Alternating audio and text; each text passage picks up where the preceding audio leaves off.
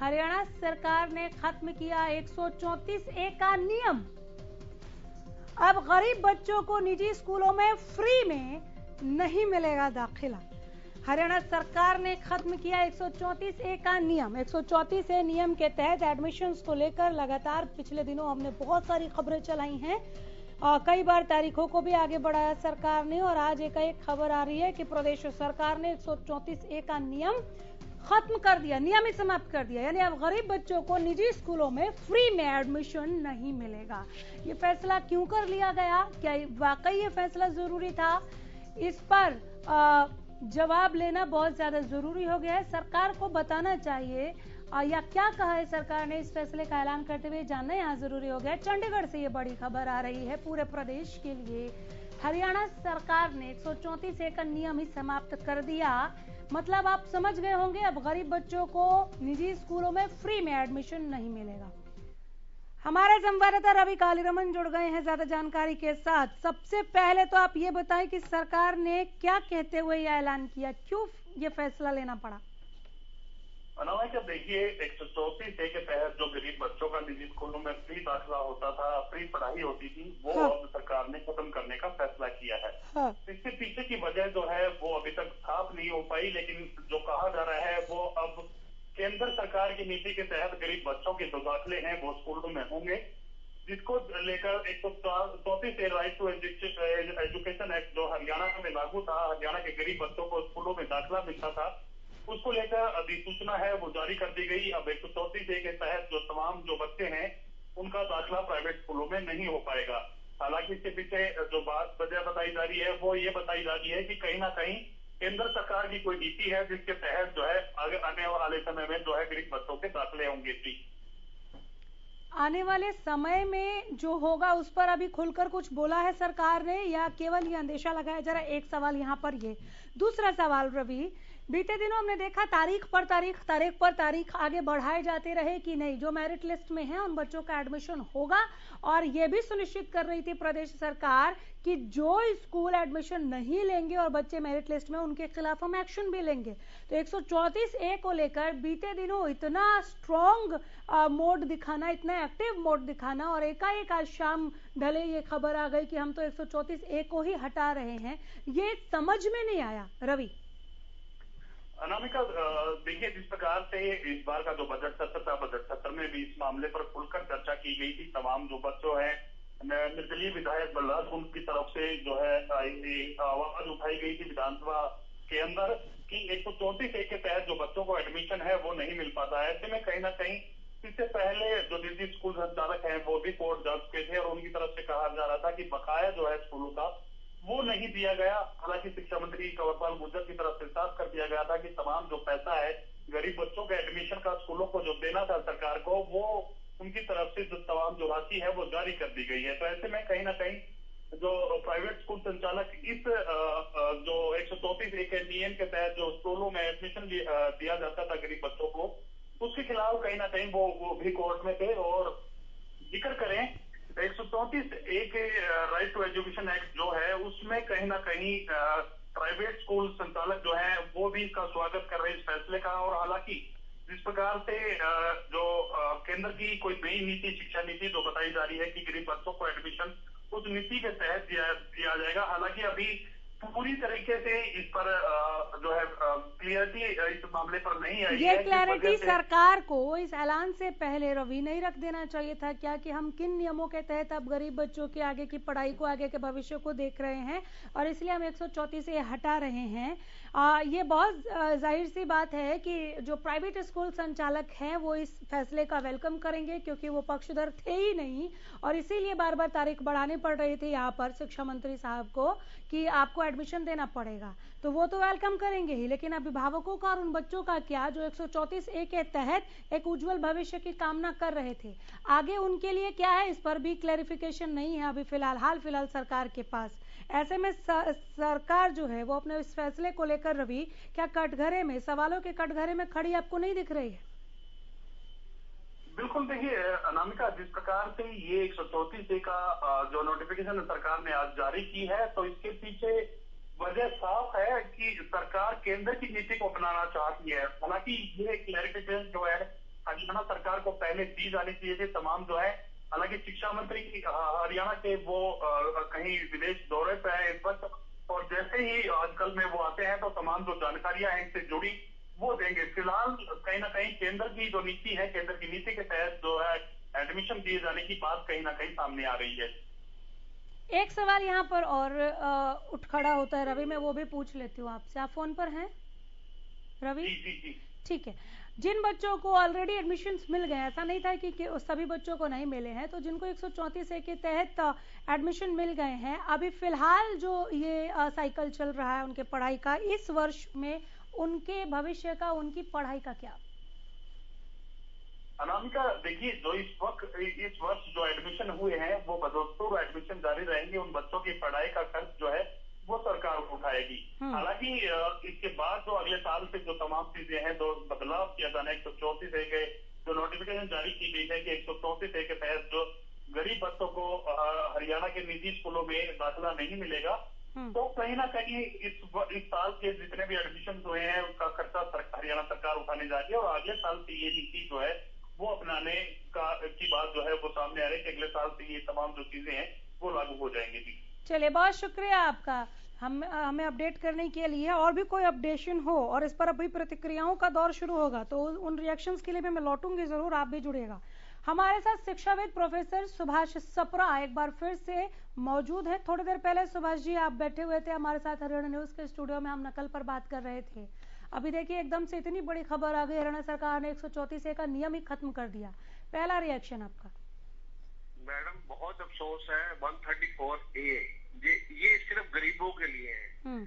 वैसे जहाँ पे पूरे इंडिया में EWS को फ्लैट दिया जाता है ना, एक कमरे का, जिसे बोलते 200 स्क्वायर फीट का, और वही यहाँ पे गरीबों के लिए बच्चे DPS में, चलो हम अच्छे से कपड़े डाल के जाएंगे, अच्छे अच्छे स्कूलों में जाएंगे।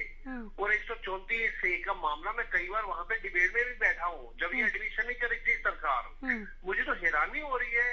मतलब इसलिए वो एडमिशन नहीं कर रही थी भाई, आज उनको ये डिसीजन लेना कि हम इसको बिल्कुल ही खत्म कर देंगे। It is very sorry, but please हमारे यहाँ हरियाणा में सरकार एडमिशन नहीं कर रही थी, प्राइवेट स्कूल संचालक नहीं दे रहे थे एडमिशन। बमुश्किल एडमिशन मिले कुछ बच्चों को, जो थोड़े बच्चे रह गए उनके लिए बार बार हम देख रहे थे कि कंवरपाल गुर्जर साहब जो शिक्षा मंत्री हैं प्रदेश में, वो डेट्स आगे बढ़ा रहे थे कि नहीं जो रह गए, अभी भी जो मेरिट लिस्ट में रह गए हम उनको भी एडमिशन देंगे, हम उनको भी एडमिशन देंगे।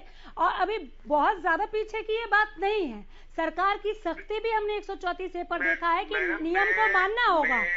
मैं कई बार डिबेट में इसी 134A में बैठा हूँ, हाँ, चैनल्स पे बैठा हूँ। मतलब हमें, मतलब वो जो सरकार या ये 134A सरकार चला रही है, या गवर्नमेंट को सरकार चला रही है, ये स्कूल चला रहे हैं। गवर्नमेंट तो गवर्नमेंट होती है, बिल्कुल, गवर्नमेंट इज राजा। ये स्कूल कैसे वो अवमानना कर सकते हैं? ऐसे फीसें बढ़ा देते हैं, ड्रेस के पैसे लेते हैं, कपड़ों के पैसे लेते हैं, जूतों के कपड़े लेते हैं। ऐसे किसी ने 19-20 संस्थान नहीं बना लिए 5-7-10 सालों में, जो बिल्कुल कोई शराब बेचता था या कोई कैसे करता था। आई नो मैं किसी का नाम नहीं लेना चाहता, but it is very sorry. सरकार तो सरकार होती है, ये कमी मैं कहूंगा ये सरकार की कमी है। क्यों प्राइवेट स्कूल एज पर नियम, मतलब रूल्स के हिसाब से वो एडमिशन क्यों नहीं करेगा? ये सिर्फ जो ढील है वो हमारी स्कूल जो एजुकेशन डिपार्टमेंट है उसकी है, या मैं बड़ी माफी के साथ थोड़ा रोक रही हूँ आपको सर। जो एडमिशन के लिए जो स्कूल मना कर रहे थे, मेरा आप सवाल सुनिए पहले। जो एडमिशन्स के लिए प्रॉब्लम्स क्रिएट कर रहे थे, जो प्राइवेट स्कूल मना कर रहे थे, उसे लेकर भी सरकार बहुत ज्यादा संजीदा थी। वो कह रहे थे कि आपके खिलाफ एक्शन होगा अगर आपने मेरिट लिस्ट में जो बच्चे हैं उनका एडमिशन नहीं लिया तो। अभिभावकों से ये कॉल तक किया गया कि आप हमें बताइए, लिखित में दीजिए कि किस स्कूल ने आपके बच्चे का 134A के तहत एडमिशन नहीं लिया। मैं जिस गवर्नमेंट को अभी बीते कुछ ही दिन हुए, ज्यादा दिन नहीं हुए, आप भी बैठे थे हमारे साथ डिबेट पर, मैं एकदम एक्टिव मोड में देख रही थी 134A पर।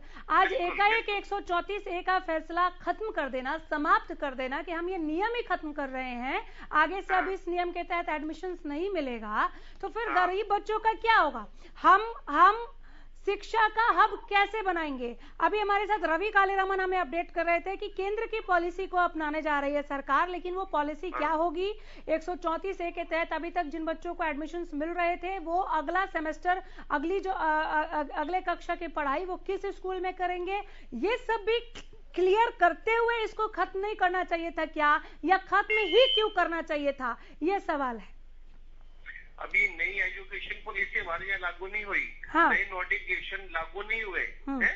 इतनी जल्दी सरकार को डिसीजन लेना, और सबसे बड़ी बात ये है इतने दिनों से प्राइवेट स्कूल एडमिशन नहीं करना चाह रहे, ये मैं यही कहूँगा। चलिए ठीक है, मैं रोक रही हूँ। प्रोफेसर विदुर रावल हमारे साथ बीजेपी प्रवक्ता एक बार फिर जुड़ गए हैं। थोड़ी देर पहले हम डिबेट में थे सर, लेकिन अभी टॉपिक थोड़ा दूसरा है।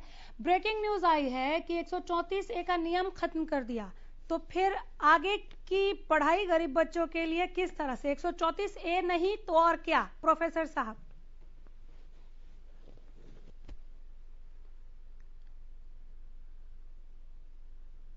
प्रोफेसर विदुर रावल, आप मुझे सुन पा रहे हैं?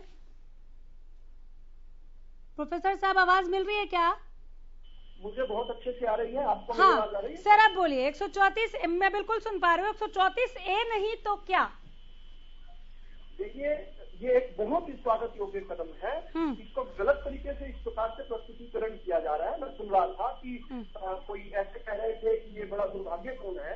देखिए, RTE right to education act 2009 का बना हुआ है, जिसका 2011 में रूल्स फ्रेम हो चुके हैं, और उसमें 25% तक जो है रिजर्वेशन रहने वाली है, तक नहीं। और उसमें बहुत सारी बेहतर चीजें हैं। 134A से बहुत बेहतर, जैसे 134A में केवल 10% रिजर्वेशन की बात की, लेकिन यहाँ पर 25% है। दूसरा, 134A में एक जो कॉमन समस्या हमें देखने को मिल रही थी, हम कल्चर मिक्सिंग करना चाहते हैं गरीब बच्चों की सभी सोसाइटी के दूसरे बच्चों के साथ, ताकि एक बेहतर उनको भविष्य मिल पाए। तो यहाँ पर क्या हो रहा था कि जो एग्जाम लिए जा रहे थे, एग्जाम लेने एक बच्चा, जो छोटा बच्चा है जिसमें स्कूल में जाकर पढ़ना है और सीखना है, उसको स्कूल में एडमिशन के लिए एग्जाम दिए जाए, ये तो बेहतर व्यवस्था नहीं थी। हम निरंतर जो है इस पर विचार कर रहे थे। दूसरा कि जो पेरेंटलेस हैं, जो फादरलेस हैं, उन और जो डिसेबल्ड हैं बच्चे, उनके लिए कोई व्यवस्था नहीं थी। हम चाहते थे कि एक बड़ा कॉम्प्रिहेंसिव पॉलिसी जो है, जिसका रूल्स फ्रेम हो चुके थे 2011 में, और एक के बाद एक जो हिट आ रही थी, जिस प्रकार निजी स्कूल भी जो है उन्होंने एक पेटिशन दी थी, प्रोग्रेसिव स्कूल यूनियन फरीदाबाद द्वारा 2014 में एक पेटिशन दी गई थी कि 134A को तो खत्म किया जाए और RTE एक्ट के तहत किया जाए। इसमें एक बात यह है कि पहले जो प्राथमिकता होने वाली है वो 1 किलोमीटर दायरे में, जो स्कूल के 1 किलोमीटर दायरे में जितने बच्चे आते हैं उनकी रहने वाली है, और खत्म इसको किया गया है। दूसरा, इसमें जो रिम्बर्समेंट वाला जो इशू, जो बहुत लंबा चला इशू है, वो रिम्बर्समेंट जो है RTE के तहत किया गया, जिसमें पर चाइल्ड कॉस्ट जो है वो जो मानक सरकार, केंद्र सरकार ने तय किया, उसके अंतर्गत मिलनी चाहिए, यानी जो स्कूल की मांग थी। तो यहाँ पर विन विन सिचुएशन है।